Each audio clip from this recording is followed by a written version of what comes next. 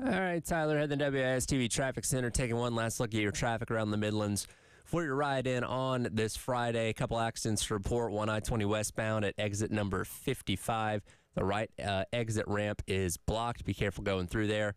Then got another accident at Two Notch Road and South Lake Drive as well. Other than that, everything looking pretty good for your ride in this morning. Hopefully you have a great weekend ahead. Taking a quick peek at the weather. It is 78 degrees right now. High today is going to get up to 93. Should be mostly sunny. Few clouds rolling in as the day goes long. Let's look at your traffic and weather. Have a great Friday.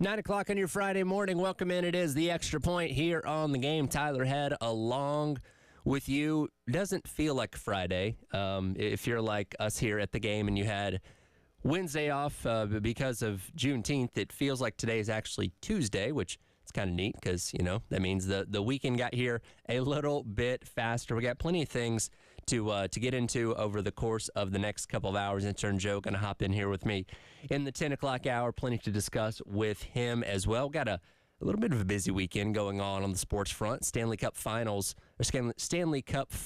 wrapping up here very shortly.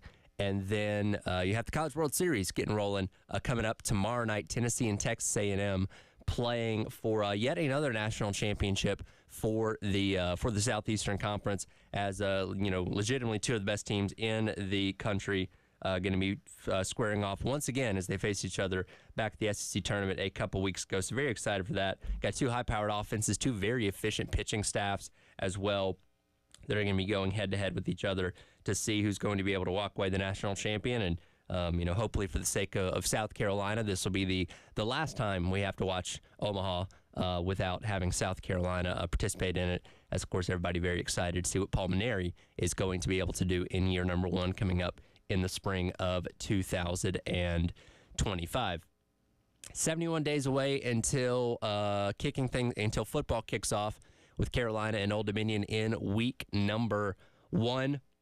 It means we are 64 days away from week number 0. So almost right at the 2-month mark until we actually have college football back on our television screens. Very, very excited for that. As we've talked about so many times and in so many different ways, this is a new era of college football in so many ways.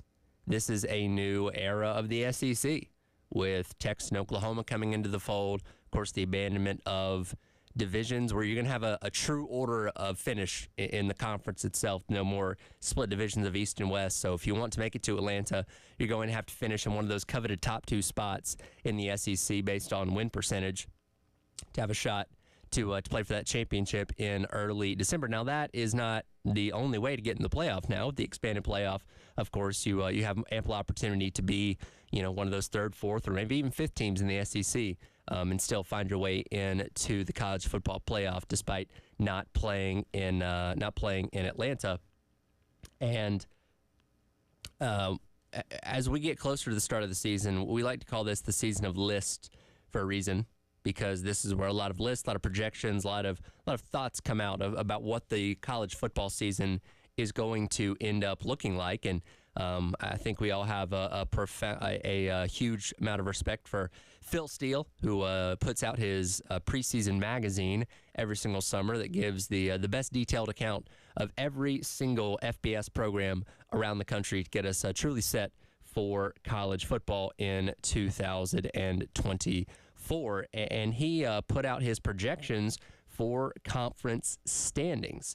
And no surprise, some of the teams at the top, but I do think it is interesting where South Carolina ended up. But before we get to where South Carolina ended up, I want to loop back around to a conversation that myself and Mike Yuva had yesterday on the halftime show. We had on Chris Doering of the SEC Network, who, of course, former wide receiver at Florida, and, gives good insight to everything SEC when it comes to Saturdays in the fall. But I posed the question to him, with this new SEC that we're getting set to embark on, what are the challenges that it represents, for every team, obviously, but specifically when it comes to a team like South Carolina. So here's what Chris Doering had to say about the challenges of the new SEC.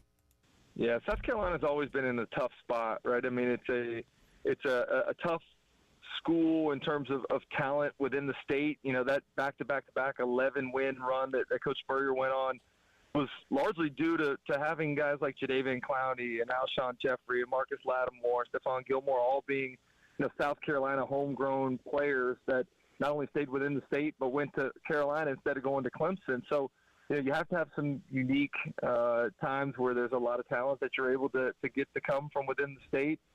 Shane Beamer's done a great job of making that program something that's become a little more national in terms of their recruiting reach. But I also think that Coach Beamer's a little bit of a victim of his own success. I think you saw the same thing with Sam Pittman in Arkansas.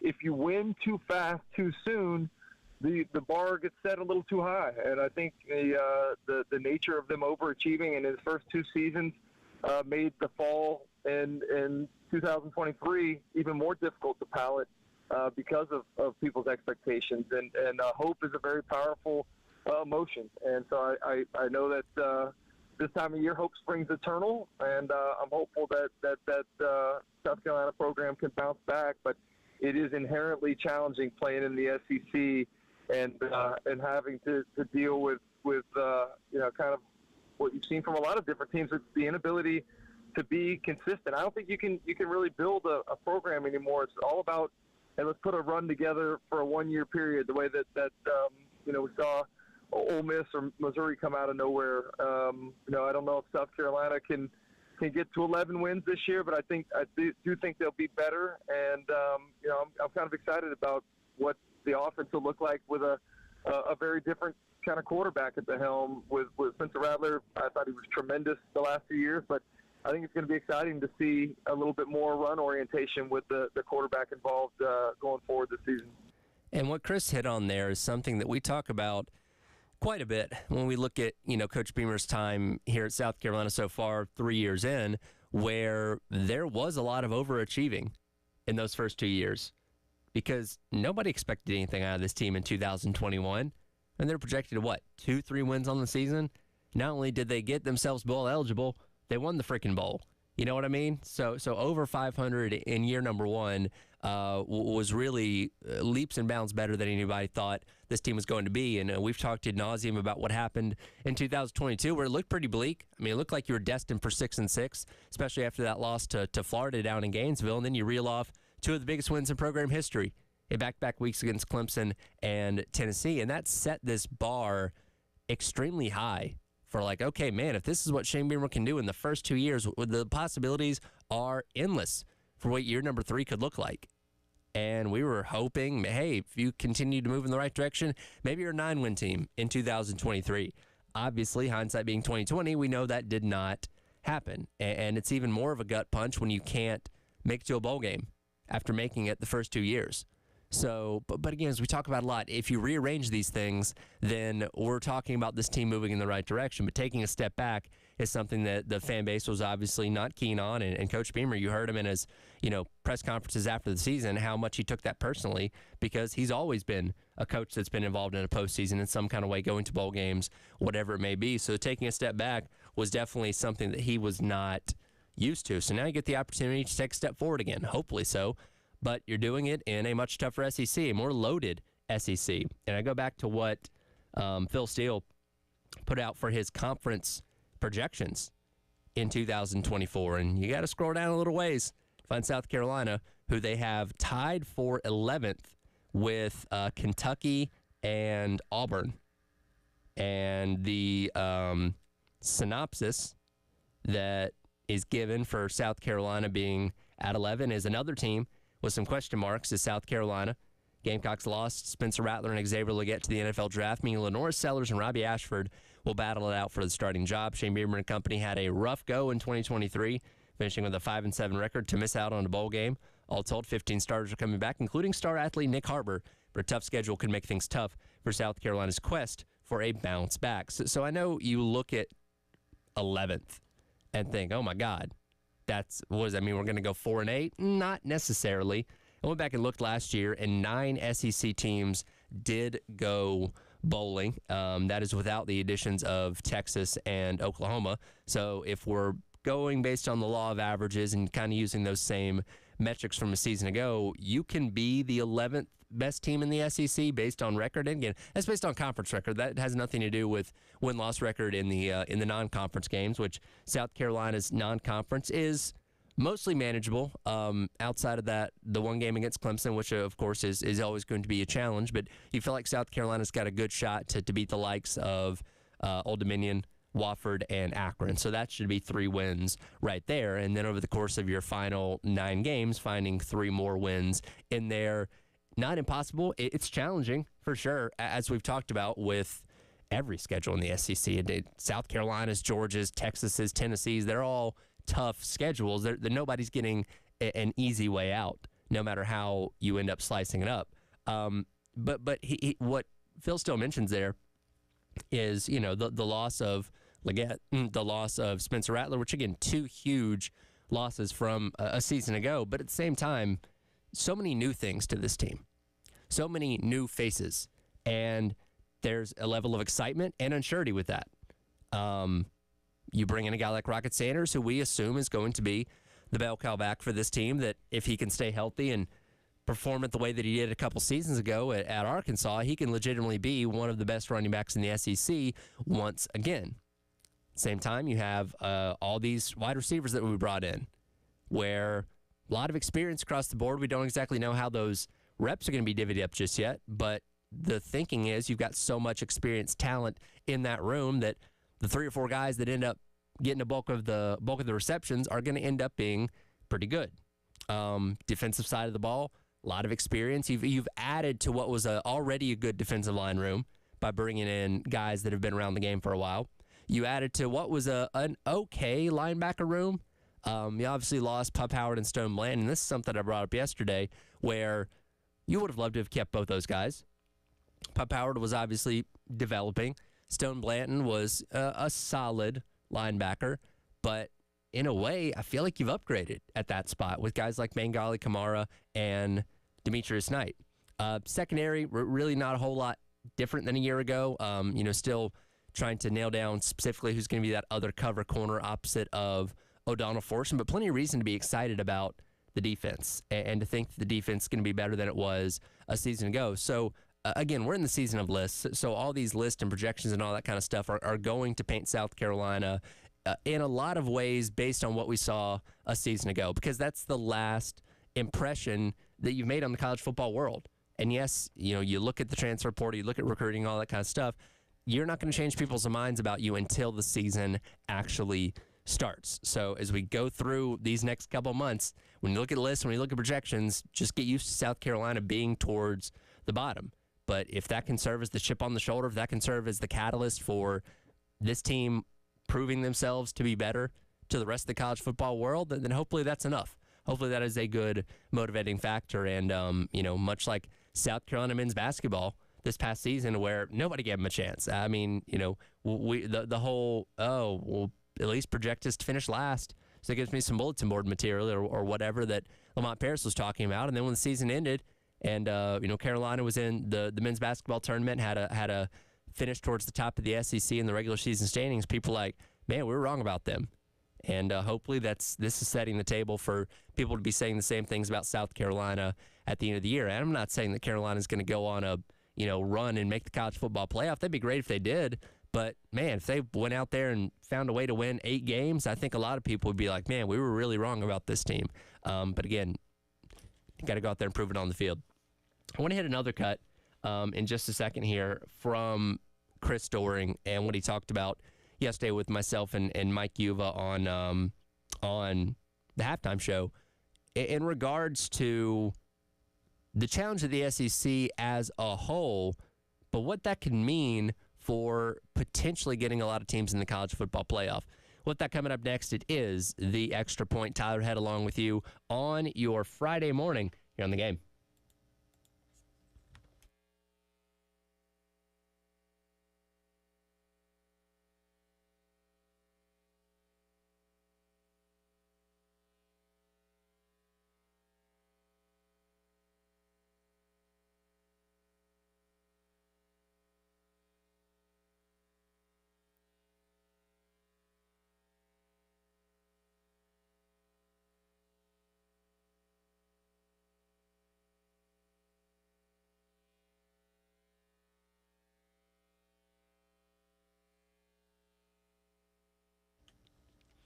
It's Tyler Head for our friends over at Canty Foundation Specialist.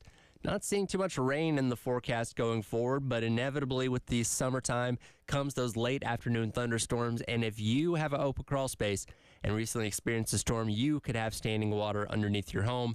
High humidity and condensation in your crawl space creates an environment for mold, mildew, and pests, including things like termites. That moisture will lead to wood rot and floor joist problems. Musty smells or awful odors can come from mold and mildew in your crawl space that may cause health issues such as runny nose, itchy eyes, or coughs. Up to half the air that you breathe in your home comes from your crawl space. So if you're having any issues with it, you need to check out our friends over at Canty Foundation Specialist. You can go online and schedule an appointment today at cantycanfixit.com. They'll send a professional out to your home to evaluate your home's foundation and crawl space and get you fixed up just right so you and your family can live comfortably going forward. Again, cantycanfixit.com for our friends at Canty Foundation Specialist.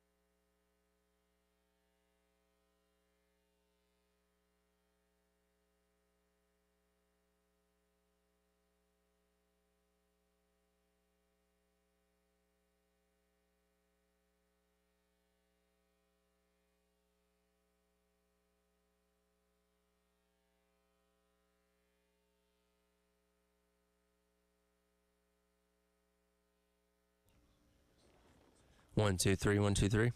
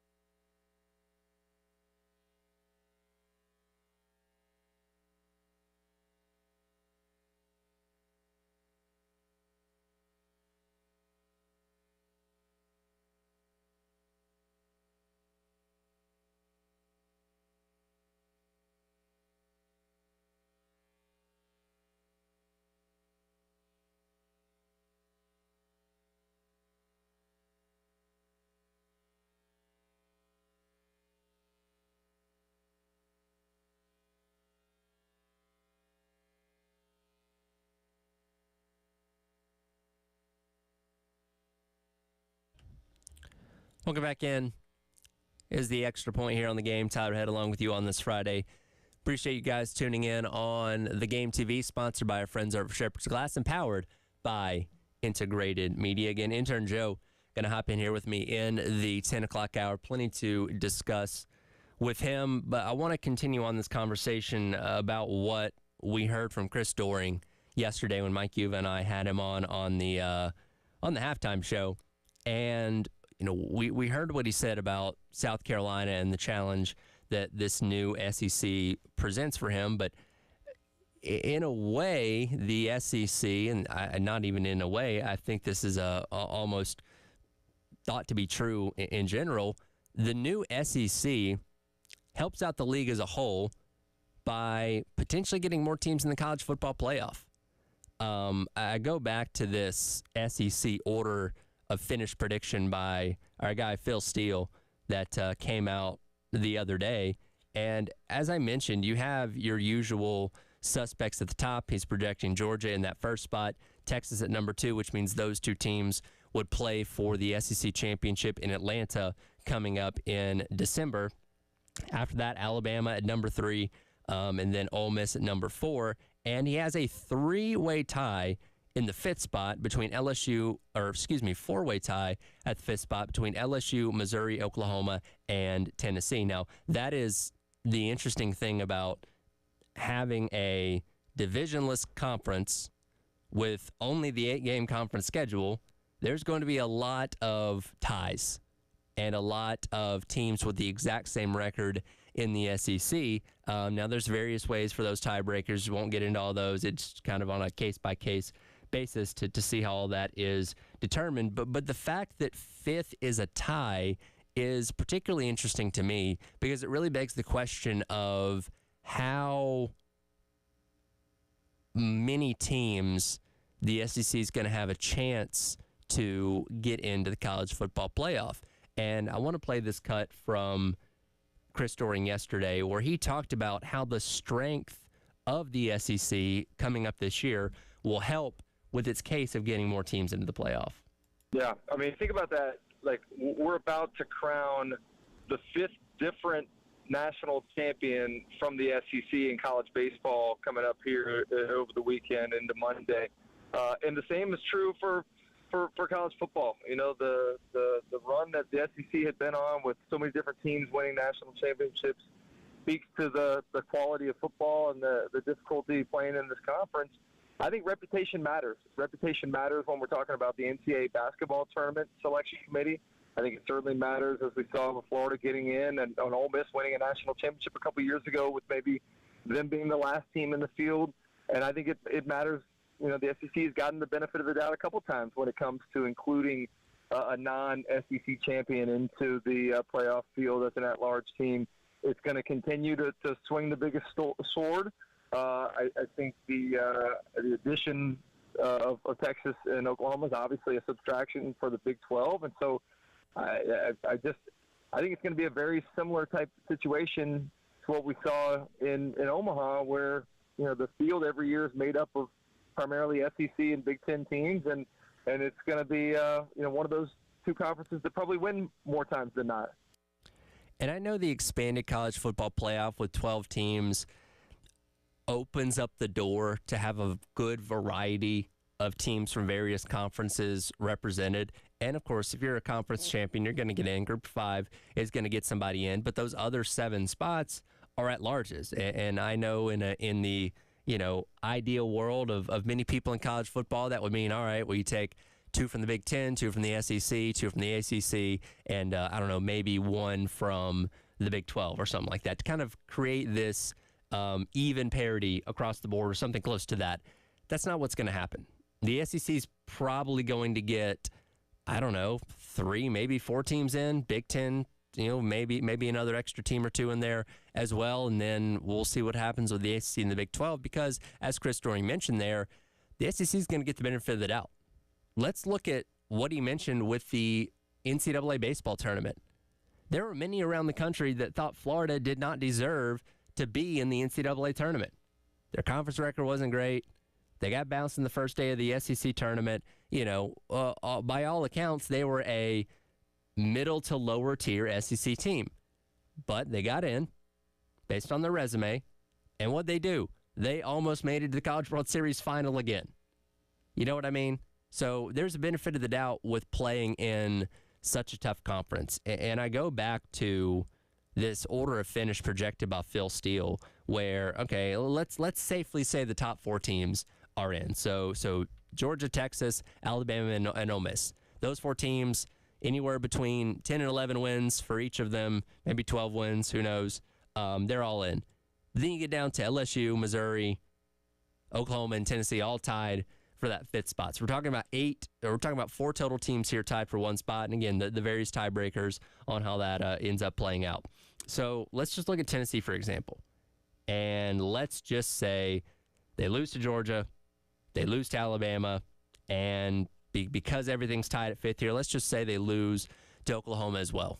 And they're at 9-3, and their resume is being evaluated. Are they good enough to get into the college football playoff? Well, it's like, well, they played a tough schedule, and let's just give them the benefit of the doubt. And let's say they played all 3 of these losses very, very close, and those are the only 3 losses they have. They would have a win over, at that time, a ranked NC State team. They would have, beaten Kentucky, a team that could end up being pretty solid this year. We'll see what Florida's going to be. But I feel like that's another scenario where you almost kind of maybe get the benefit of the doubt. Like, yeah, you've lost to the best teams that you've played, but there's a reason, because those are the best teams. And we still think you're one of the 12 best teams in college football, or 11 best teams, however you want to look at it, that could make this interesting. And again, we're projecting at this point in time because we don't know. We're not going to know until Selection Sunday comes up in December, and we get into the mind of what the committee is thinking and why they chose to do the things they chose to do. Guarantee you a lot of people are going to be upset about it, because we had last year when Florida State gets snubbed for a 1-loss SEC champion, Alabama. A lot of people didn't think that was right. Now, again, you alleviate that because your conference champions are automatically going to be in, so a undefeated Florida State is never going to be left out again, based on the current structure of the new college football playoff. But, man, don't you think there's going to be a scenario where a 9-3, maybe even like an 8-4 SEC team finds their way in over a 10-2 Big 12 team? Like, that's the new controversy they're going to be looking at, right? And again, no system where you're using a committee to decide who plays for a championship is ever going to be perfect. You're always going to have people that are upset. You're always going to have people that are angry about it. That's just the reality of doing it that way. And, I'm starting to see, again, as we get these projections and these ideas of what the year is going to look like, I see where that next round of controversy is destined to happen. And again, it's going to involve SEC teams more likely than not. But hey, it makes great debate, makes great content for shows like this. And if you are super pro SEC, it allows you to point and laugh at the other conferences as they are seen as inferior to yours. So again, I'm sure more controversy is on the way this year, whether it be 12, 14, 16, 24, however many teams. We're not going to shy away from controversy being a part of that selection process. Speaking of the selection process and postseasons that are kind of decided by committees, the NCAA tournament set to expand maybe this upcoming season, maybe the next season. Oh boy, it's dangerous precedent. We'll see. Dive into that coming up next. It is the Extra Point. Tyler Head along with you on your Friday here on The Game.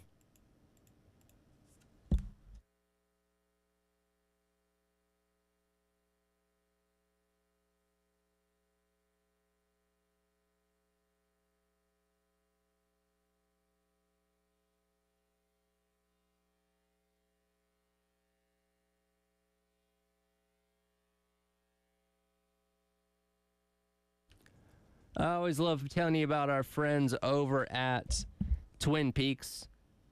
And while the sports calendar is a little bit slower this year, yeah, you got Major League Baseball, you got WNBA, but some of the other sports come to a bit of a crawl. Still got the NBA draft and the NHL draft coming up at the end of next week, and you can take in all that with our friends over at Twin Peaks. Who's going to go first overall? Come to the Lodge and indulge in 29-degree draft beers while you find out where those future stars land. And if you're looking to just have somewhere to relax after a long day at work, why not Twin Peaks? Why even wait for the weekend? Go hang out there on a weeknight. Go hang out there on a Friday night. Anytime is good with our friends over at Twin Peaks. The food, the beer, and, of course, TVs as far as the eye can see with our friends over at Twin Peaks down in the Vista.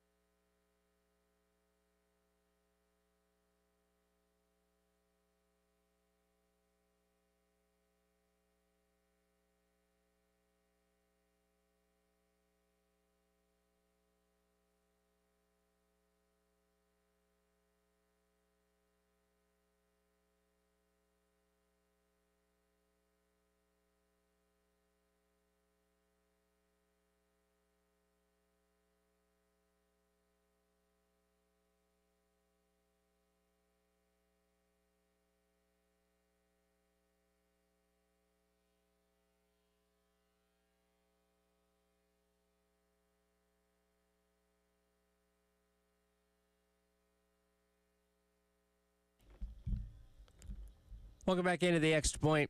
Tyler Head along with you on this Friday. It is our Talking Hardwood segment brought to you by our friends over at Georgia Pacific. And specifically when it comes to talking about hardwood, I want to talk about the NCAA tournament, otherwise known as March Madness, something that we look forward to every single year. It's something that brings in casual sports fans, people that don't pay attention to college basketball all year long, are filling out brackets and being a part of bracket challenges and locked in to the great couple of weeks that is the March Madness tournament, where you just get wall-to-wall basketball, you get crazy upsets and Cinderella stories and the whole 9 yards. Well, as has been feared for a while, it seems that change might be on the horizon for that tournament sooner rather than later. The NCAA officials presented two models to the Division I Council recently of expansion of the tournament by adding either 4 or 8 teams. So you'd be the expanding, and this counts playing games, to either a 72-team model or a 76-team model, to where you're letting in more seemingly at-large bids to the NCAA tournament. Now, here's the thing. We know this is going to happen at some point, right? The NCAA tournament has steadily expanded over its life. Now we've kind of been at 64 teams for the actual tournament itself, because the play-in technically doesn't count towards the actual bracket of the tournament. So the actual official final bracket has been at 64 teams since, the mid-'80s, and it stayed that way. Now we've added the first 4 games, all that kind of stuff, where you add these teams. They have the opportunity to play themselves into the NCAA tournament, but that does not officially change the bracket itself. And based on what we're seeing here, I don't believe that would be the case either. I've said this before, that if you're going to expand the NCAA tournament, you're going to get more teams involved in March Madness, make it a part of the play-in, to where, now the first 4, you play 1 game, you win that, you get yourself in. If you want to expand and add more teams in, make them play their way in. I am okay with that. Because, again, I think expansion is going to come whether we like it or not, but that at least keeps the integrity of what the 64-team tournament is. And, it says, okay, where you've made it in as the 72nd team, you still got to do some work to get yourself into the tournament at this point. You know what I mean? And again, I'd be okay with that. And something that I would ideally like to see is only having those at-large bids be a part of the play-in, because automatic qualifiers from these smaller conferences earn their way in to the field of 64. They should not be pitted up against each other to determine which one of them gets to play, whether it be a top seed or whatever it may be. If you win your conference tournament, I don't care what tiny little minuscule conference you're a part of, if you win your conference tournament, by the letter of the law, you have earned your way in to March Madness. And there should be no ifs, ands, or buts about that. And especially now, if we're going to be expanding the tournament out more to include more, let's face it, mediocre teams from big conferences. Look at Virginia a year ago. They didn't deserve to be anywhere near the NCAA tournament. They got the doors blown off in the first 4. So those are the kind of teams that you're letting in to the conference. And again, if you want to do that, okay. But they got to go up against each other to determine who gets in. If Grambling wins the SWAC or whatever, then you should not have pit them up against, a lowly Vanderbilt team to determine which one of those teams gets into the NCAA tournament. It should be only the at-large bids that have to play each other in this modified little play-in. It essentially becomes a play-in tournament, right? To where if you add in 4 more teams, you're or adding in 4 or 8, whatever it may be, so you could have anywhere between, maybe like 12 teams playing each other for the chance to advance in to the NCAA tournament. Now, this would open up the possibility of playing a first 4 instead of, like, in Dayton, have another one maybe in, like, on the West Coast or, in Vegas or California or wherever it may be. So you have the opportunity for teams on both sides to kind of play their way in. And again, I think it should be all at-large bids, if nothing else, that have to go head-to-head with each other to determine who gets into the NCAA tournament. And why is this all being done? Because of money. Because these big conferences want more of their teams in, so they get more of a cut of the check from the NCAA tournament. And, commissioners like Greg Sankey have not been shy about this. And, they could care less about the integrity of the tournament itself. They just want to generate as much revenue as possible for their respective conferences. And again, I use the example of Virginia, a team that didn't deserve to be anywhere near the NCAA tournament, but got a bid and got smoked right out of the gate. And that's the kind of, you're not likely letting these teams in and any of them go on some kind of Cinderella run. You know what I mean? Could they win a game or two? Sure.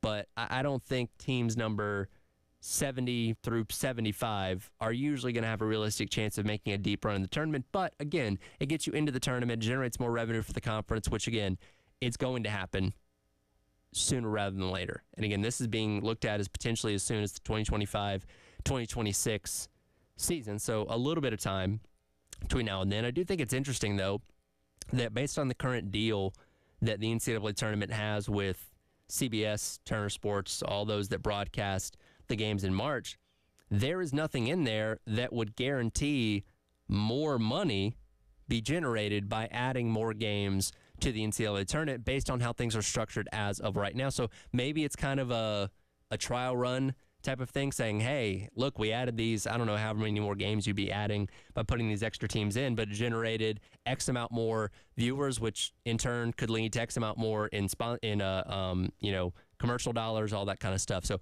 I'm sure there's a way to get there at some point down the line, or else they wouldn't be doing this, because they don't want to give things away for free, certainly. And again, if you have more teams from power conferences in the NCAA tournament, that means more revenue for those respective conferences. But I imagine there's a way to set the table for down the road, more money to come into this thing by increasing the tournament and having more teams in. And here's the thing, as much as we may be against it, and again, like I said, as long as they're keeping the extra teams in the play-in instead of suddenly making the 64 team a 96 team bracket or something like that that's been rumored out there before, I'm okay with it. I can live with it. But here's the thing, regardless of how many teams they add, whether it be in the play-in, whether it be in the actual tournament itself, we're still going to watch.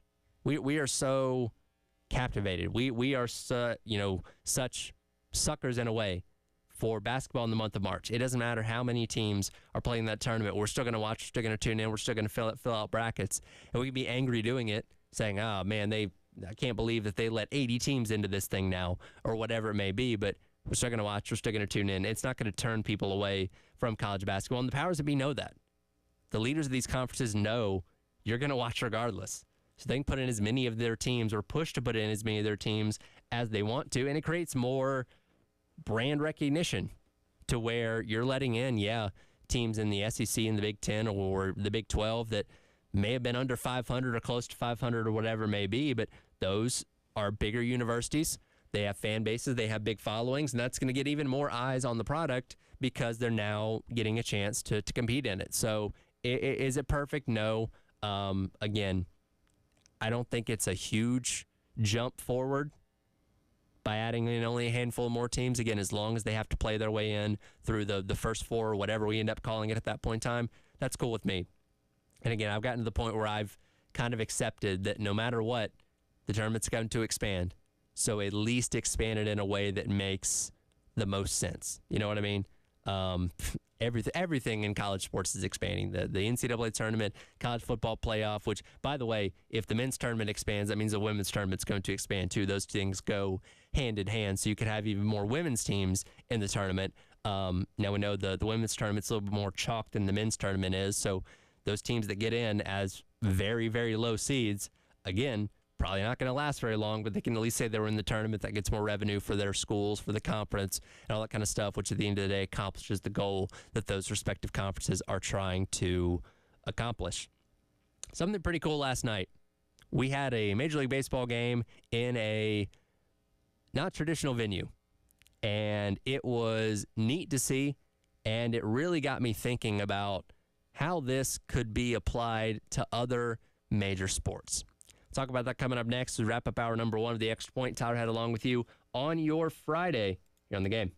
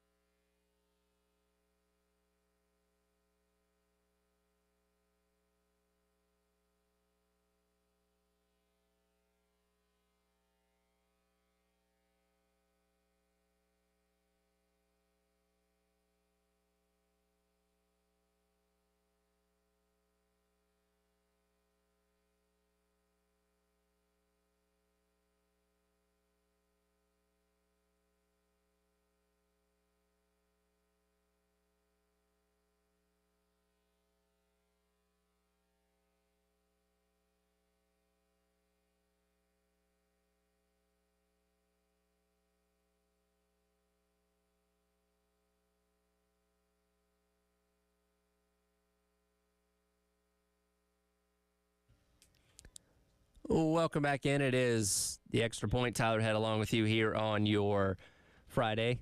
Again, intern Joe going to be hopping here with me at the top of the 10 o'clock hour. Plenty of things to chop up with him. I want to wrap up this hour talking about this. So last night, Major League Baseball, maybe you saw it on Fox, you had the Giants and the Cardinals playing out at Rick Wood Field in a celebration of the Negro League baseball. And, you know, obviously this year that league has been represented in the current MLB record books. And also you had, unfortunately, Willie Mays passing away a little bit earlier on this week. So a great celebration of that league took place last night. A lot of great stories being told on the broadcast. And I think Fox did a really good job with it. Cardinals end up beating the Giants 6-5 in that one. And a very good game all the way through. Had a lot of legends out there. King Griffey Jr., Barry Bonds was out there. Reggie Jackson. You know, tons of great people that have represented the sport over the years. And was a really, really cool just celebration of the history of the game. And again, the history of the Negro Leagues as well. And it really, my favorite part about it was just being played in what I deem a non-traditional venue. Again, and Major League Baseball's different than every other sport where each stadium does have its own little quirks and nuances to where every stadium is a little bit different.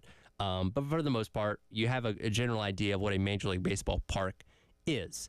And when Major League Baseball goes to some of these other type of venues, which they do a very good job of that, by the way. You have Rickwood Field last night. They did the Field of Dreams game out in the middle of Iowa. They played at Fort Bragg in North Carolina. They do the Little League Classic every single year up there in Williamsport, which that's a minor league ballpark, but still, it's not what you are typically used to seeing, you know, Truist Park, Yankee Stadium, Dodger Stadium, you know, these big venues like that. And I think it's so cool when a major league, you know, when a major league like that goes back, you know, and plays in smaller venues, plays in the more intimate settings that just, you know, are not what you see on a day-to-day basis. And as I said, Major League Baseball has done a good job of that.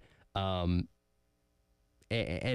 guess baseball is a sport that allows that flexibility a little bit more, but it did kind of, you know, get me thinking, like, what other major sports could maybe do something along these lines where you're playing at these smaller, more intimate venues, but still putting on a traditional major league contest or professional contest, whatever you want to call it. The NHL kind of has done this. Now, this is during COVID where you didn't have to worry about fans, but I played the Lake Tahoe game, which I thought was really cool. I mean, the imagery and the scenery of that was just absolutely beautiful, and tons of cool pictures came from that. And again, that was within the context of COVID, so you had the ability to do that without having to worry about fans being there. So I don't know if you'd be able to do anything like that. Again, they do the Stadium Series, which I think is pretty neat, but you know, as far as playing in like smaller, more intimate venues, that's something that they could possibly explore. NFL kind of does it with the Hall of Fame game that really kind of kicks off football season. It's a preseason game, though, and you know, one that I think most of us watch just because, hey, football's back on TV and it's on a Thursday night on NBC or whatever. But after, I don't know, a quarter, if you even make it that long, you know, it's a bunch of backups, guys trying to fight for roster spots that the general public doesn't care about as much. And again, it's not a true regular season contest. So I think that loses a little bit of its luster playing up there at Fawcett Stadium. That you know, would compared to your usual cathedrals that are, you know, NFL stadiums on a given Sunday. And I don't know if Roger Goodell would ever sign off on NFL teams playing actual games in like maybe not a high school stadium. That's probably too small. Some of the ones in Texas are pretty big, but I don't know.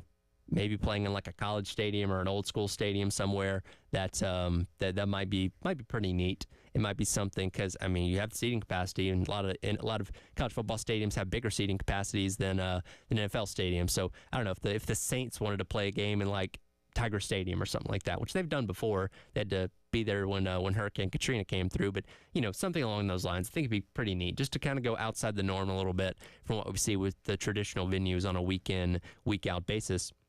And the NBA is the one that really sticks out to me that I think could really thrive with something like this. Because similar to baseball, you have, a ton of games that you play over the course of the season. So having one be a little bit more obscure than the others, I don't think would be a terrible thing. And, if every NBA team had a contest or an opportunity to play a game at a local high school in their area or in their city or whatever it may be, use it as a fundraiser for the school or something, I don't know. I think that'd be pretty neat. And how awesome would it be if you're, I don't know, in a Los Angeles area high school and, hey, guess what? LeBron and the Lakers are going to play against the Nuggets in your high school gym this weekend or something along those lines. So it's wishful thinking, sure, but I don't know. It excites me seeing professional sports play in these areas outside of what we normally see. And again, Major League Baseball's done it better than any of these other leagues, and they certainly have the flexibility to do that because at the end of the day, it's just one of 162 games for these teams. But it gives you the opportunity to celebrate these leagues, celebrate the history of your sport, and also get yourself into places that you wouldn't normally be.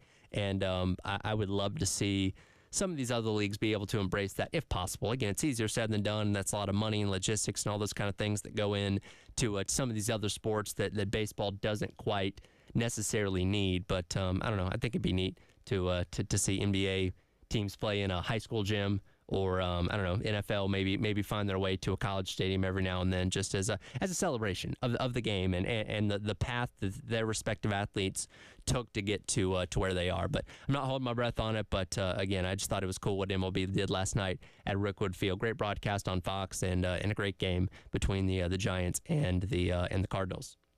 Enter Joe. Gonna hop in here with me in just a couple minutes for the 10 o'clock hour of the Extra Point, as he does each and every Friday, and got a lot to dive into. We'll talk a little bit of College World Series, also get his thoughts on what South Carolina should do with the new land development that's going to be going on down there near Williams-Brice Stadium, and what the possibilities of that land could end up being. As intern Joe told me, he does have a few thoughts on that. So we'll get into that in the 9 o'clock hour. Then, of course, the 11 o'clock hour is the Gamecock Central Takeover Hour presented by Firehouse Subs, myself, Wes, and Chris. And then today at 12 o'clock, Mike Gillespie going to be joining me for the halftime show, hanging out with me from noon until 3. So very exciting day here on the game. Again, intro Joe coming up next in hour number 2 of the Extra Point here on the game.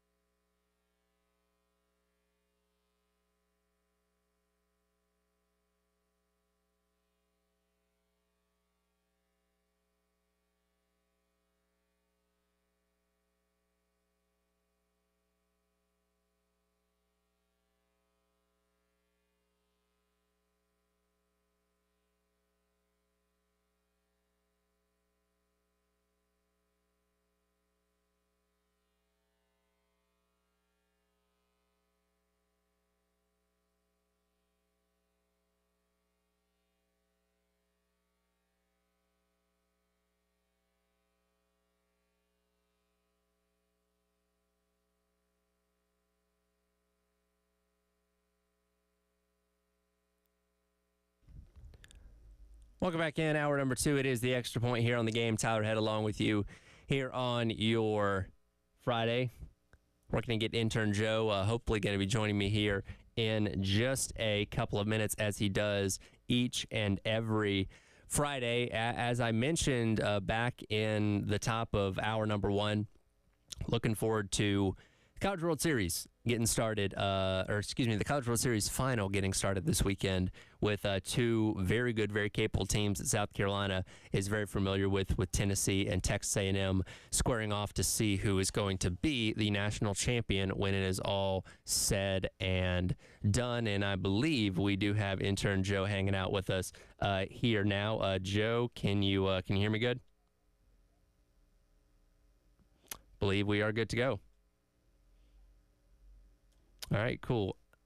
Just kind of talking there a second ago about the excitement level of the upcoming College World Series final this upcoming weekend. And you have two teams in Tennessee and Texas A&M. They, again, Carolina very familiar with, but no doubt two of the best teams in the entire country. Getting set to one of them claim their first ever national championship.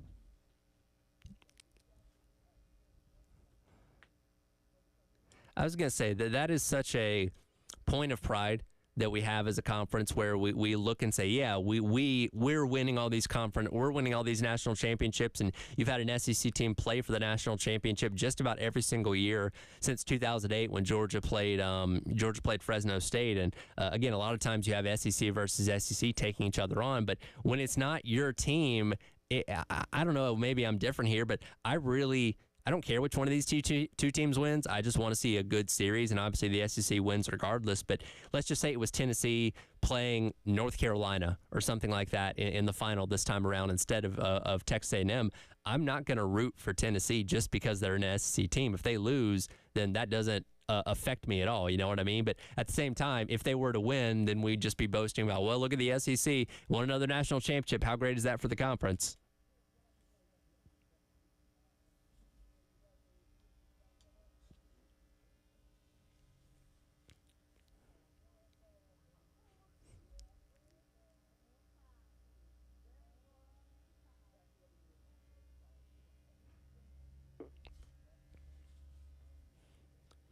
Well, and rightfully so. And I brought this point up a little bit earlier where, the SEC being the toughest conference almost kind of feels cliche at times because it's just something that gets said constantly. But when you look at a team like Florida, who was a average to below average team in the SEC this year in a lot of respects, they did enough in the eyes of the committee to get into the NCAA tournament, and they went on a crazy run and were a day away or one game away from playing themselves into the national championship final once again. So I think that speaks volumes to how deep this conference is, and even a team that is, and look, Florida's a good conference or a good tournament program, especially under Kevin Sullivan.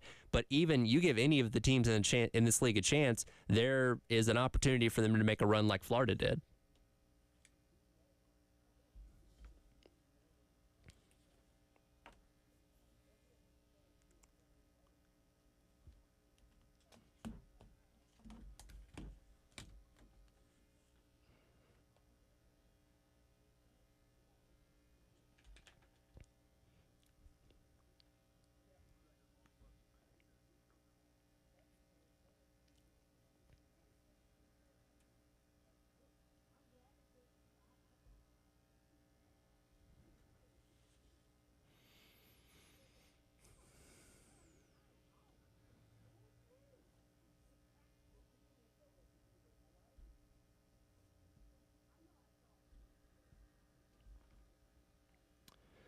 No, absolutely. And I think it's interesting when you look at the history of the College World Series and funny enough, no team since they've gone to seeding at number 1 has won the thing since Miami back in 1999, and Tennessee is undoubtedly the best team in the country, number 1 overall, number 1 seed going in the conference, going into the tournament for a reason. I don't know how superstitious you are, but do you think they can finally break that curse?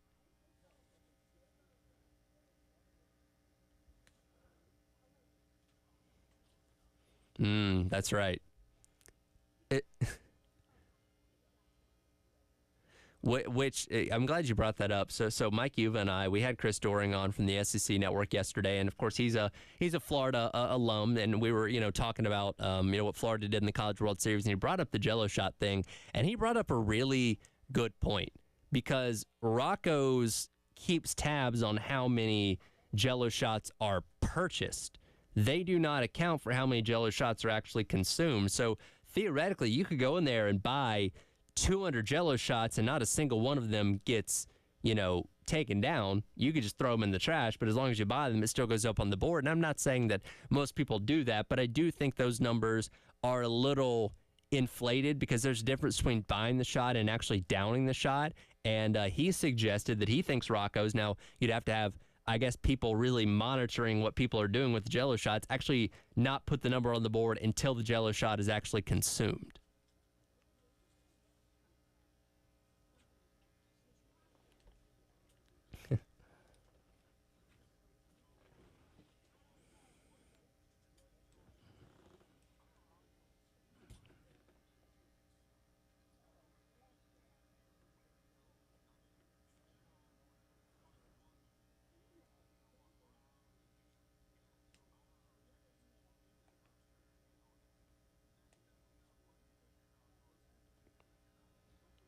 Yeah, no, absolutely. And again, I think there's a point of pride that you take if you're in Omaha and you have the opportunity to top the Rocco's Jello shot board. In fact, I haven't even checked the latest numbers on that, which again, it changes as the week goes along, and obviously as more teams drop out. But Tennessee, I believe, was the last team on top there. I'm trying to see what their numbers were on the Jello shot board there. But yeah, I love that that's kind of taken on a life of its own. Let's see. The latest one had Tennessee at 13,346. That was 11 hours ago.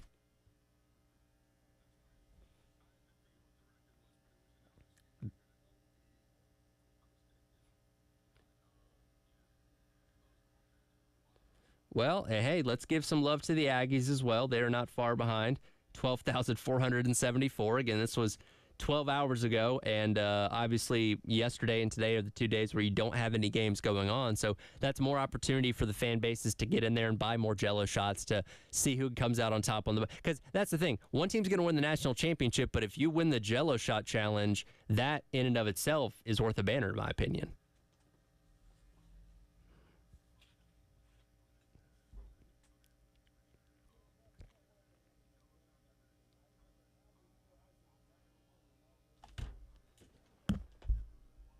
A man myself, but I can't imagine these things are very good. So, running that tally up is really just a pride thing at this point. Yeah, that is something that again a lot of people put a lot of stock into. That try and come out on top when it comes to the Jello Shot Challenge. So again, we'll see what happens at the end of the weekend. But again, I'm just excited for good baseball. And again, while we may not necessarily be rooting for one of these teams over the other, I think it's a series that pits up two very good offenses. Now Tennessee, a little bit more of a power-laden offense than what Texas A&M's is, but when you look at especially what they've been able to do over the course of these couple days in Omaha, both teams pitching at an incredibly high level, as they've done all season long. Yeah, Tyler, it's what you need to win the College World Series. It's just the pitching. You need your pitching to step up. You need it to step up in a big way. And both of these teams is having their pitching and all around be really, really, really good. So it's going to be a matter of whose offense is going to make the big play, right? Yeah, no, absolutely. And when you look at, especially with Tennessee brings to the plate, especially at the top of their lineup with very capable guys on offense, Christian Moore, Billy Amick, Blake Burke, guys like that we unfortunately saw do a lot of damage to South Carolina when they played a couple weeks back. They're going to be some key figures in seeing if Tennessee can take down the Aggies this upcoming weekend. Yeah, and I got Tennessee, the lesser of the two evils for sure, but I don't know. I think Vitello, he's got the energy. They're rolling right now, so I got Tennessee, unfortunately. Yeah, we'll see what happens, and once it wraps up, whether that be in 2 games on Sunday or 3 games, lasting all the way into Monday, that'll be the end of the 2023-2024 college sports calendar, and then we have 60 some odd days until kickoff and college football gets rolling. Yeah, something like that. Luckily, we have college football 25 to hold us over in the middle of July, but and we're getting close, Tyler. I'm sure we can talk about that towards the end of the show, but yeah, like, and it's a period up, and yeah, we're getting ready to look on to 2024-2025 season, which is crazy to me. Have you do you already have the PS5? Yeah, Xbox. I'm an Xbox okay, man. That's right. You're an Xbox guy. Yes. Yes. I still got to go out and actually buy the new console and then buy the game as well. So that is going to be quite the financial undertaking in the month of July. But I got to have this on the first weekend. I got to be able to play it when it comes out because I know we're going to have to talk about it. Yeah. Oh, most definitely. I've thought about streaming of it for the walkthrough since there's really nothing to talk about. So I might, a little sneak preview into the walkthrough plans for the summer. Honestly, that sounds pretty dope. I'm not gonna lie. Oh, yeah. See, that's the thing. I mean, people watch my show like as it is, and so I was worried. I'm like, people really want to listen to me talk for an hour, play video games. It's like, yeah, they listen to you talk for an hour anyways, watching your show. So yeah, we'll see. I might have to turn into one of the Twitch streamers for my show.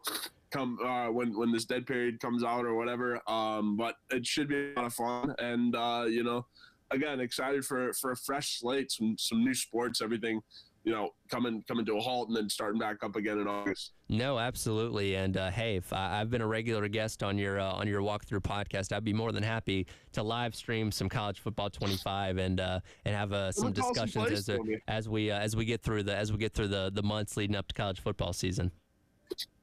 Yeah, I'll definitely have you come call plays or something like that. Like have a guest play caller, guest OC or something like that. I don't know. We're thinking aloud here. We're getting some pretty good ideas live on the air. Better.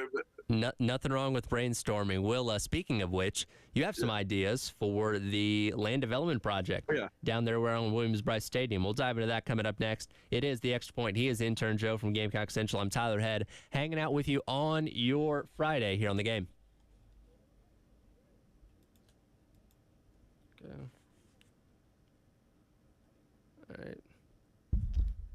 All right, cool. Good stuff.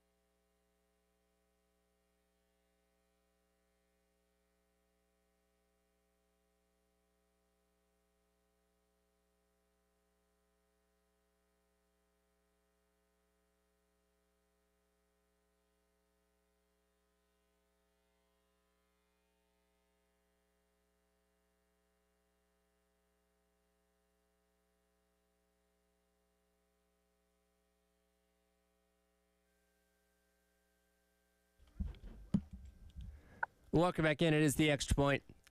Tyler and intern Joe hanging out with you on this Friday here on The Game.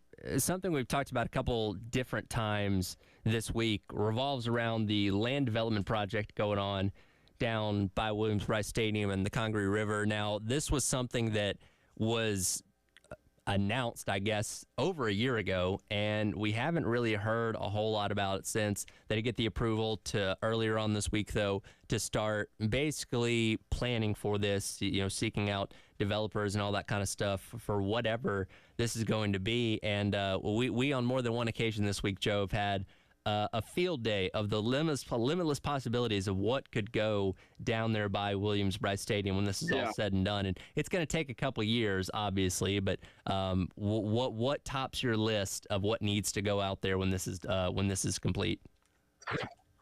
Obviously, more parking for one. I've got more parking for starters is one thing around that stadium, but I think in terms of like a big vision or one idea that I really, really had that I really, really liked is I think you have to give this golf team a full 18 or 36 hole golf complex or something like that with good practice. Put it all in one place. Obviously, you're getting a new men's golf coach from Purdue. And I have a bunch of friends who went to Purdue and everything, and they've redone that golf course. It's an older one, but they've redone it, and the coach that we're getting in from Purdue, the golf coach that we're getting in from Purdue, was instrumental in redesigning that whole place and all that. So I'm assuming part of the reason they brought him in was for something golf related over in that land. But I think that would be one thing that like is kind of the big dream. Obviously, I want to see more parking. I want to see a grocery store, right? I think the standard run of the mill, that anything that would help increase the tailgating scene would be great.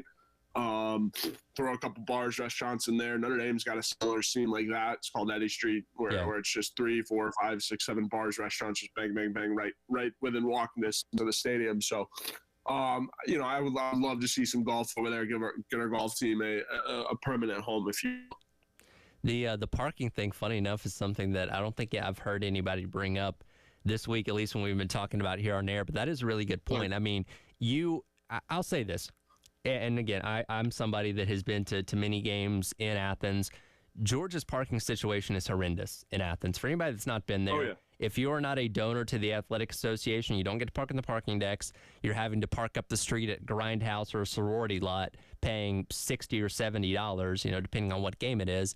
So I commend South Carolina for at least having a better parking situation than some places around the SEC, because you do have the open sprawl that is the fairgrounds. You have lots around, so it's not as bad as some other places, but I don't think opening up more parking in this expanded land development would be a bad idea by any means. No, and I mean, as a student here, the one thing I wish we had more of near campus was parking. And yes, it's an old city. It's hard to make that accommodation. So as a South Carolina student through and through, the only thing I want is always more parking. But yeah, and I'm really, really happy that they got the fairgrounds. I did have a point about this too. When I came down here to visit this school, it was one of the state fair games against Tennessee in 2018, 2019, I think. Make myself sound old. But Deebo Samuel had a one-handed catch in the end zone against Tennessee. And it was a night game. I thought with the state fair next to it, it was one of the cooler visuals, because obviously zoomed out, you've got the lights of the fair, and then you've got the lights of Williams-Brice. So I'm glad they kept it. I think it's one of the cool, traditions in college football to be able to have the state fair. And I know it's like that elsewhere. There are other, football venues and programs that have that luxury, but I'm glad they're not touching the fairgrounds. Yeah, that was something they emphasized, as well as making sure people know that there are no plans to move Williams-Brice Stadium or essentially build a new one within this new sprawl of land, which I don't know if that was going to get any traction anyway. I mean, there's nothing wrong with the stadium that you have. If anything, again, it just needs more things around it, because it does sit off campus compared to what some other schools in the SEC have. But if you can get a battery type of thing like the Braves have up there in Atlanta, which gives people a reason to not just be there on game days, because, and Wes brought this point up as well, as opposed to the battery where you have 81 home games as a Major League Baseball team, and continually have events there throughout the year. You only get 6 home football games, so you gotta give people a reason to go down there for more than just football. You got to have entertainment down there. I mentioned, I don't know, axe throwing or something like that. It's something that's obviously very popular in addition to bars, and maybe end up moving the baseball stadium out there or the basketball arena, years down the line. So the possibilities are really kind of endless, and I always say it's funny. It's easy to spend other people's money. We don't even know what the full budget for this thing's going to be yet, but hopefully it's enough to put in a lot of cool stuff down there. Yeah, music venue as well would be dope. Another like if we could get like another Senate in there or something like that, another cool music venue would be awesome. That is another good point. I think you said from Chris and Wes, but you got to give people a reason to go down there when there's not necessarily football going on. Obviously, you make a lot of your money with our football games, but you need more reason, more stakes. So I could see some housing too. That would be dope. I mean, the student population's getting massive year by year, so any and all housing helps as well. And if sports gambling ever became legal in the state of South Carolina, which I gotta imagine at some point before this thing is finished, because again, this is going to take a couple years. It's not going to be finished next summer or something like that. So it's going to take a couple years for all this development to come to fruition. Hopefully, sometime between now and then, you get legalized sports gambling, and I don't know, maybe have a casino or a sports book or something out there. Yeah, that's a crazy world that we'd be living in. If you could find a way to make that happen too, because again, there's a lot of levers that you got to pull to make that happen on a statewide scale legally. So we'll see, but there's a lot of fun stuff that you can put in there. At the very least, if you're not going to build a new golf course, at least give us a Topgolf. I feel like. Yeah. I brought that point up too, or maybe like if you can't get Topgolf, like putt-putt or something like that, just something golf related that gives you something like a destination, a reason to go out there and hang out. Because again, the football stadium can't be the anchor for it. Is it a great addition for the fall? Absolutely. But you got to give people a reason to be out there in March and in the summer and all that kind of stuff. Open up another craft brewery. I don't know. There's plenty of them around here that would probably go perfectly with that kind of area, obviously, but again, hopefully they come up with some cool stuff and can make the South Carolina game day experience one of the most envied in the SEC, because again, we know what being inside Williams-Brice Stadium is like, and the lights and sandstorm and all that kind of stuff. The atmosphere inside is great, but this gives you the opportunity to be known for what happens outside the stadium as well, as opposed to just the tailgating. Yeah, and it obviously increases your tailgating factor a lot, because you're already really, really high up, I think, in national rankings in terms of tailgating and stuff like that. Right. And whatever you put in this project is going to make it a whole lot better. Yeah, and hopefully we get some cool stuff out of that, and we will see however long that takes. It's going to be a while, but hopefully it's nice when it's all said and done. I mentioned the game day experience. I want to dive into this coming up next.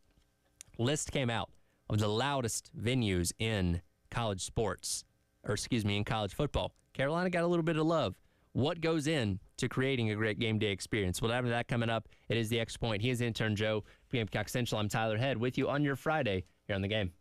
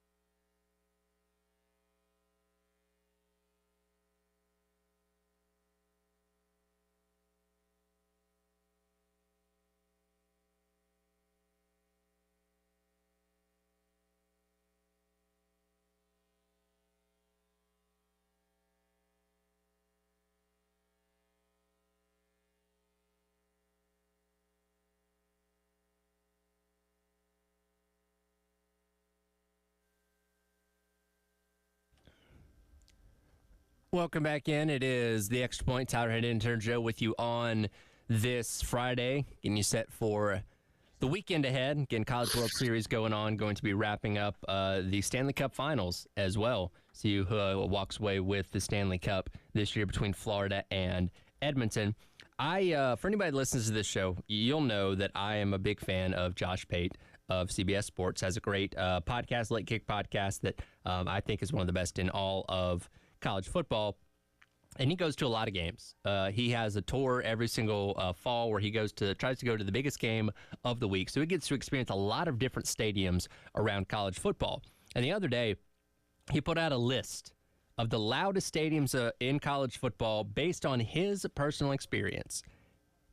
On that list, he had 1 through 8, LSU, Tennessee, Penn State, Auburn, Florida, Washington, Oregon, and Texas A&M. Now, in the tweet under that, he did say South Carolina, absolutely legit. Now, it's weird when people talk about great atmospheres, when people talk about the best crowds in college football, I think we're almost kind of preconceived to look at the best teams in college football and automatically put them in the same category. Oh, well, if they're great, must have a great experience. And again, I don't think it's necessarily the case. And while Carolina football has not been what people have wanted it to be for the past decade, I still go to these games in the fall being like, man, this is a truly great atmosphere and a great experience here. And again, that's a national talking head that's showing the same kind of love. Yeah, no, it's huge when Josh Pate's showing you love for sure. And again, I think, there are a couple schools out there that I tend to disagree with, but then again, I also haven't gone. My experience in the SEC ranges from Georgia to Florida, and that's about Georgia, Florida, South Carolina. That's the only trips I've made. Now, based on those three, I'm willing to put those three up there pretty good. And then also being from the university, like from South Bend and the university, growing up, going to the University of Notre Dame games, it's like I would put Notre Dame there pretty high too. Just I wouldn't necessarily put it up there in terms of loudness. Like it's gotten up there for USC and Michigan, but it's nothing like GC where it gets really, really, really loud for a Division II opponent. So I think the SEC does it better. And yeah, Florida and Georgia were eye-opening experiences. Yeah, absolutely. It to me kind of begs the question of what exactly makes a loud college football stadium. And that seems like a dumb question. It's like, well, it's just people being loud. Like that. I mean it on a little bit of a deeper level than that. Like I feel like you have to have, for one, a good stadium capacity. Now, that doesn't mean just because you have the most fans, that means you're going to be the loudest. Yes, I know Tiger Stadium holds roughly 100,000 people, but that's a very passionate fan base as well. You can have a big stadium with a lot of people in it, but if they're not as in tune and engaged with the game, it's not going to be as loud as some other places. Yeah, that's true. And again, it really just depends. And I think the SEC leads this category. Or should lead this category. There's some really passionate fans. And like we were talking about at the top of the hour, Tyler, it really does just mean more in the SEC. So you're right. I think there's a lot more other factors that go into just loudness. At Georgia, those lights were certainly a factor because, number one, of what they did to the crowd. Yeah. But two, keeping them in it as well, because there were times because it was Georgia and Notre Dame that I think I went to go see in Athens between the hedges. That was the first game with the LED lights, by the way. Yeah, I think so. Yeah. And so that game was close, right? I think Notre Dame had a lead at half, or it was tied at halftime, and the crowd was out of it at halftime. But as soon as Georgia rolled back out, those lights started going. It got immediately back up to the extra decibel meters and everything that they were going for. So anything that you can add on to a stadium that gets the crowd into it more, or is able to turn them up quicker, sure, is obviously your benefit. And South Carolina has Sandstorm, which they pepper in throughout the game. That even if the game's not going Carolina's way, that's something that gets the fan base juiced up and on their feet. And obviously that rumble can linger even after Sandstorm goes off. So I think you have to have those kind of things kind of mixed in there, in addition to obviously having just a good number of people in the stands that are engaged with the game. Because again, and that's what, to me, and I guess Seattle and Kansas City are the exception. to where when you're watching pro football, yeah, you have fans at the stadium that are into the game, but a lot of people there are just there. You know what I mean? They're not engaged with what's going on. They may not even be that big of fans of the team. They've got free tickets or whatever, just hanging out. But you have a more lackluster crowd more often than not when it comes to NFL games at a lot of venues compared to what you have in college football, where that passion is a little bit, not even say a little bit, a lot deeper. And the reason for caring what's happening on the field is there with, I feel like, a lot more fans at college football venues as well. Yeah, it's true. And again, college football is one of the sports where, I mean, I think it translates to European soccer and stuff. Like, some of the venues and the amount of people that come out to some of these places, it's huge, right? I think it's over 100,000 in the Big House, if I'm not mistaken, which is craziness. So the masses of people, the amount of unison, all for causes, it's just wild. And I don't think you can replicate it anywhere else. Which, speaking of which, we have the European soccer game that's going to be coming up in a little less than 2 months' time. So I think it's fitting that that's going to be in Williams-Brice Stadium. I don't know. I don't trust those, like, decibel meters in stadiums because I feel like you're going to skew those numbers to make you look even better. But I'd be very interested to know, like, the decibel difference between, like, a South Carolina home game against, like, Clemson and what we're going to see when the two EuroLeague teams come in. Yeah, that would be interesting too. Nothing says European soccer like 95 degree heat or 100 some odd degree heat in the middle of the South Carolina and in the middle of the date of August and July or whenever. I can't remember what it is, but it's going to be interesting. Obviously, those players have played in heat before. It's pretty hot. I guess not as hot in England where it gets up to a balmy like 72 degrees or something like that. That they wrote a news article about saying it was overheating or something like that. But yeah, it'll be interesting. I'm excited for that. They did that at Notre Dame a couple years ago with Liverpool and Bayern Munich, something like that. So really cool when they're doing all these stadium tours, and also really good for the game to get it down here and, like, obviously more exposure in the South. I was going to say, you think they'll play Sandstorm? Think the majority of people in there will know what's happening?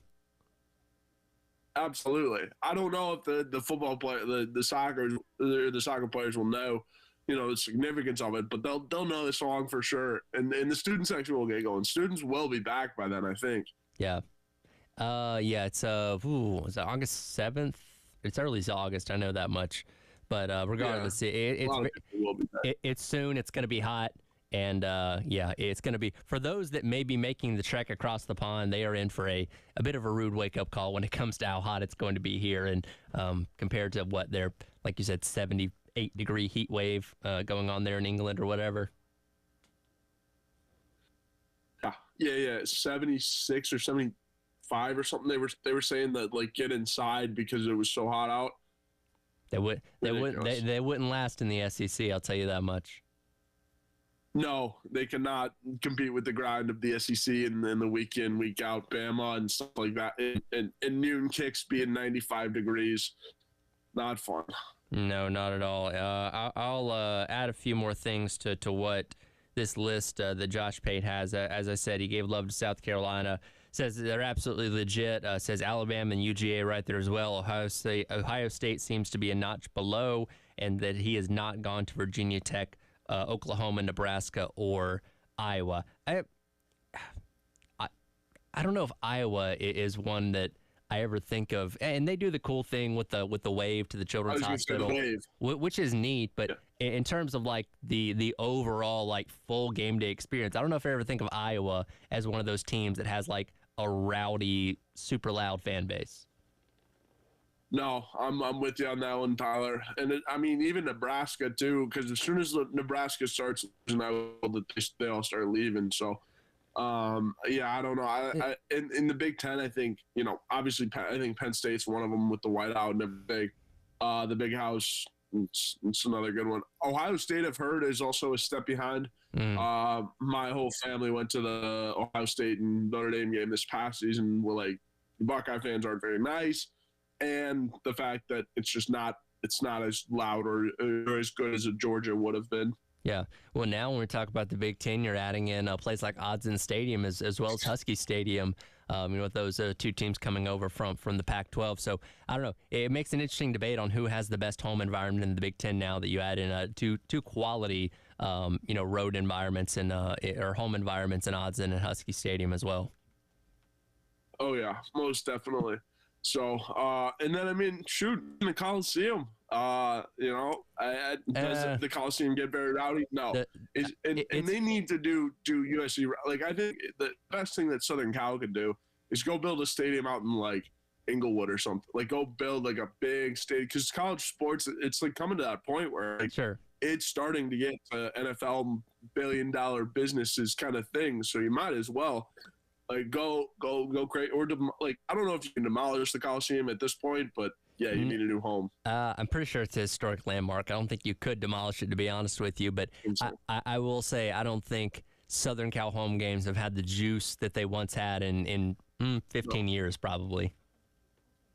Yeah, that place is falling apart because I have a cousin that went out there, and my uncle, Missouri grad, and was just like, nah, like they don't know how to do football out there. It's crazy. The SEC is so much different than West Coast football and West Coast atmospheres. But I think Autzen Stadium would be the only one I think out there that would be considerable for one of the toughest environments. But even then, I've heard in reviews of Autzen, coolest thing they do is shout. Yes. Shout for Animal House. Yeah, it's a good tradition for sure. Very cool. We'll come back and wrap up today's edition of The Extra Point. A fun thing we like to do on Fridays, play a little game. We're going to talk some sports movies coming up next, see which ones are Intern Joe's favorites. We'll hit that coming up next. It's The Extra Point on your Friday here on The Game.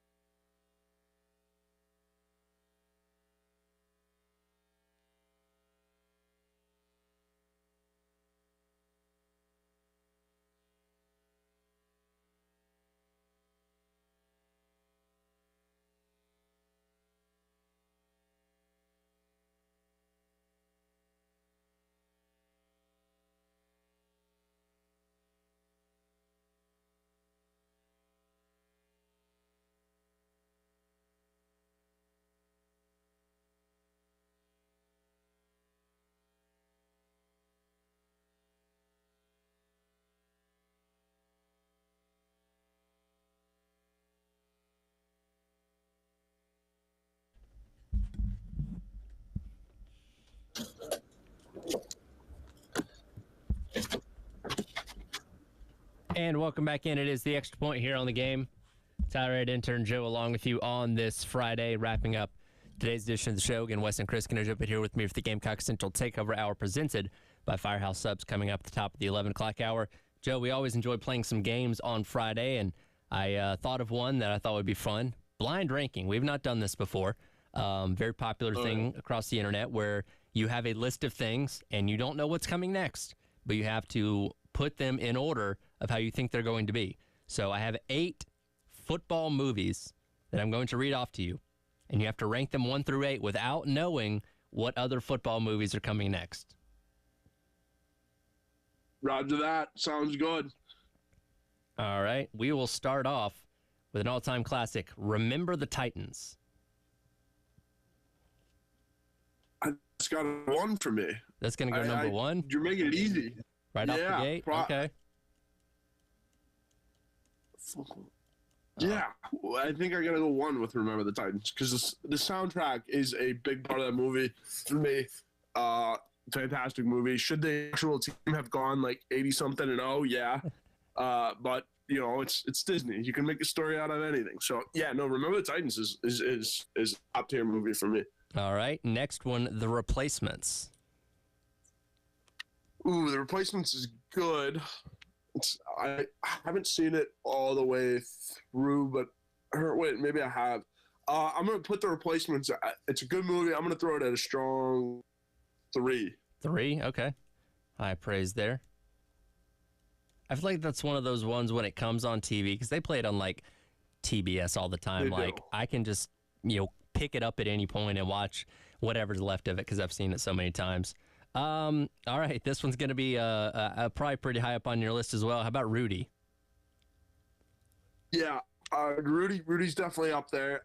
I'm going to throw Rudy at 4 to leave that 2 slot open. Okay. Because Rudy was offside, and the actual Dan Rudiger was not a good person by any means. So, yeah, it's a fun movie, and yeah, does it help people get ready for their Notre Dame experience? Yeah, 100%. But darn it, like Rudy was offsides. Well, I think you're the only Notre Dame person I've ever met that's actually admitted that. Yeah, Dan Rudiger was not well liked amidst the Notre Dame community, or as well liked as he was in the movie. All right, Vince Vaughn was not putting any jerseys down. So our list currently stands: Remember the Titans at 1, The Replacements at 3, Rudy at 4. Here's a classic. How about Varsity Blues? Oh, it's never seen it. But based off of that, I'm gonna go in. God, like I guess in my 5 hole. 5, simply because I'm uneducated in the Varsity Blues. If you have time this weekend, it is worth 90 minutes of your life to watch Varsity Blues. I promise. Fantastic movie. 10-4. All right. I know you've seen this one. How about Waterboy? I should have known that was coming. Because I think I've got this slide or something that I think you're gonna throw. I guess I have to put Waterboy behind, or in the next hole, which it hurts because I think the only hole I have open is the 2 hole after this, right? That's right. That's right. So pigeonhole myself a little bit. So I'm throwing the Waterboy at 6. Okay. Obviously a way better movie than that, but yeah. All right. Adam Sandler fans are not going to be happy about that one. All right. So you got 3 spots remaining: 2, 7, and 8. Up next, Friday Night Lights. Killing me here. Again, Friday Night Lights could very easily be the number 2 movie. I'm waiting for the Any Given Sunday to go into the 2. So it's gonna kill me to put Friday Night Lights at 7. Can't hold on to the fork, can't hold on to the football kind of thing. Like that movie's a classic. But it hurts really, really, really badly. Now, I did not include every single football movie on this list, so you can't assume what's coming. I know. Yeah, I know, but it's impossible to do a football blind ranking without Any Given Sunday. I don't know. Is it? We'll see. We got 2 more spots to go. All right, so we got spot number 2 and spot number 8. Next up, The Blind Side. Also another fantastic movie, very quotable movie too. Do I put The Blind Side at 8? No, because see, I already put Friday Night Lights at 7, which also sucks. I'm gonna put The Blind Side at 8. I'm gonna throw it at the end of the list and just whatever. See, now. Yeah, might as well. You have bamboozled me enough already, Tyler. I might as well give you the whole cake. You are anticipating that the last movie is going to be Any Given Sunday. Pretty much Any Given Sunday, or like a I mean, there's not really any movies that go in that hole, but I can tell you it's not Any Given Sunday. It is We Are Marshall. Oh, still good. Realistically, if I wasn't blind ranking this, it would be like a number 4 movie for me. Okay. But again, I'll throw it in the number 2 hole because and like it's a stretch. It could be a number 2 movie to some people, but like it's certainly a stress exercise, and considering its company. But I mean, yeah, I think Friday Night Lights deserves to go up in there. I still am good with Remember the Titans being my number 1. I think that's the basis for every football movie. It should be for forever and ever. Strong side kind of thing. Like I don't know. If you weren't raised on Remember the Titans, what are we doing? Well, I grew up in the town that Remember the Titans was actually filmed in, believe it or not. Oh, that's so awesome. Yep. Yeah, it would be like kind of a Sunday movie because the tunes were so good, and it would just be kind of a Sunday hangout, throw on Remember the Titans, listen to some good Motown, some good music, watch Denzel, yell at some football players. So to wrap it up, your list is Remember the Titans at 1, We Are Marshall 2, Replacements at 3, Rudy at 4, Varsity Blues at 5, Waterboy at 6, Friday Night Lights at 7, and The Blind Side wrapping up your list at number 8. So we'll continue down this path, more sports movies as the summer rolls along. But appreciate it as always, intern Joe.